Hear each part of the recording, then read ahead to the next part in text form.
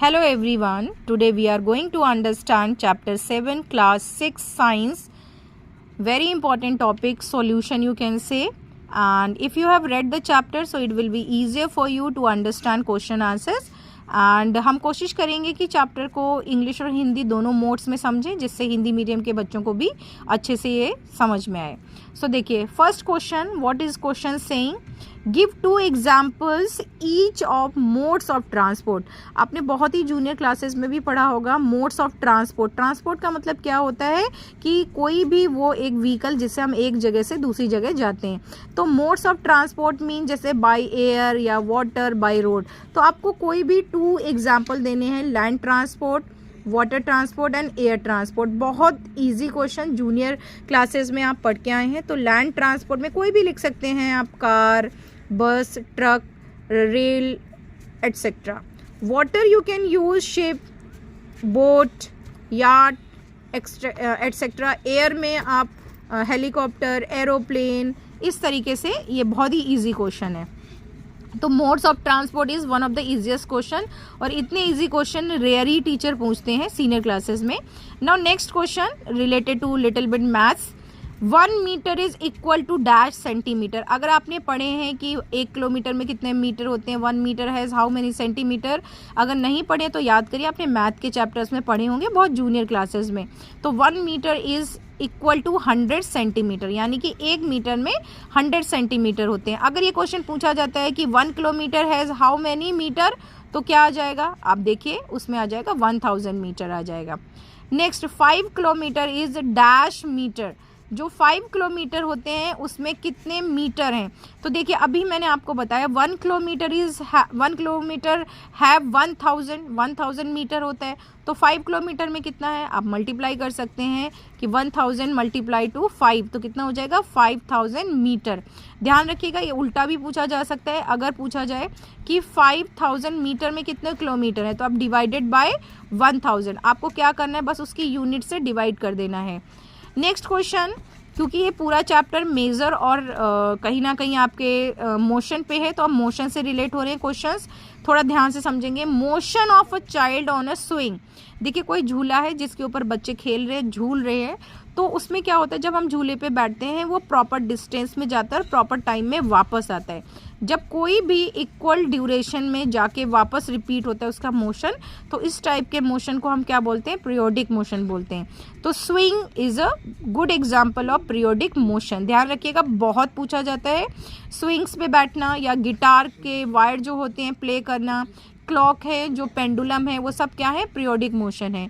Motion of a needle of a sewing machine. जो machine होती है उसकी निडल आती है, स्टिचिंग करते हैं, तो ये भी एक एग्जाम्पल है पीरियोडिक का, क्योंकि जो निडल आ रही है जा रही है, आ रही है जा रही है, that is a fix time और फिक्स ड्यूरेशन, और ये आप कह सकते हैं फिक्स डिस्टेंस. तो इसको हम क्या बोलेंगे? Periodic motion. Motion of a wheel of a bicycle या motion of a wheel of car. कहीं पे भी अगर व्हील की बात होती है तो बहुत सारे वैसे मोशन इसमें आ जाते हैं, लेकिन मेनली हम इसमें कौन सा मोशन रखते हैं? सर्कुलर, क्योंकि एक प्रॉपर सर्कल में जो उसका साइकिल का व्हील है या कार का व्हील है रोटेट हो रहा होता है, that is called circular motion. तो ये आपने फिल इन द ब्लैंक्स और फर्स्ट क्वेश्चन कवर किया है. Third question will see why can a pace और foot step not be used as a standard unit of length. देखिए question समझने की बात है. पेस का मतलब क्या होता है? जो आपके टो से लेके आपकी हील तक का जो डिस्टेंस होता है, तो वो क्यों नहीं हम यूज़ करते हैं स्टैंडर्ड यूनिट के लिए? तो सिंपल सी बात है, सभी के जो पेस है यानी कि लेंथ ऑफ द फुट है वो अलग अलग होती है. तो it is not same for every one, it is that is why it is not acceptable. तो इसका मेन तो यही है कि इट इज़ वरी, यानी कि अलग अलग होता है डिफरेंट पीपल का, so it is not acceptable. Next है question, arrange the following length in their increasing order. अगर आपने पढ़ा होगा यूनिट ऑफ लेंथ, तो आपने देखा होगा सबसे छोटी यूनिट क्या होती है? मिलीमीटर. तो आप फर्स्ट इंक्रीजिंग ऑर्डर का मतलब डाउन से स्टार्ट करेंगे.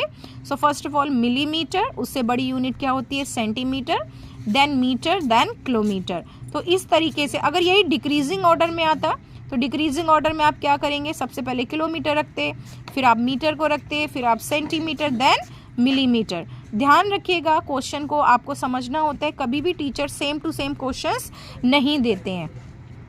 नेक्स्ट क्वेश्चन देखिए, बहुत पूछा जाता है इस टाइप के question. The height of a person is 1.65 metre. ध्यान से देखिए, मीटर में दी हुई है, express it into centimetre and millimetre. तो आपको याद करना है कि 1 मीटर में कितने सेंटीमीटर होते हैं और 1 मीटर में कितने मिलीमीटर होते हैं। तो ये आपका प्रैक्टिस वर्क है। पहले आप ये यूनिट मैथ की बुक से खुद निकालें और इस तरीके के क्वेश्चन को कन्वर्ट करने की कोशिश करें कि यूनिट कभी भी चेंज होती है, यहाँ पे अगर वर्डिंग चेंज हो जाती है, आपको कुछ नहीं करना है, बस वो फॉर्मूलाज रखना है, वैल्यू रखनी है। जैसे आपने यहाँ देखा है कि 1 मीटर में डैश सेंटीमीटर है 100, तो इसी तरीके से 1 मीटर में आपको पता है 100 सेंटीमीटर होते हैं। तो आपको यहाँ पे क्या करना है, कितने हैं एक्सप्रेस करना है सेंटीमीटर और मीटर में। तो एक बार आप कोशिश करेंगे, नहीं तो मैं नेक्स्ट वीडियोस में इसका प्रॉपर सॉल्यूशन आगे कंटिन्यू करूँगी। तो आज के लिए इतना ही। आप इसको रिपीट करके बार बार समझ सकते हैं। जितने टाइप के मोशंस हैं एक बार दोबारा से आप ढंग से देख सकते हैं।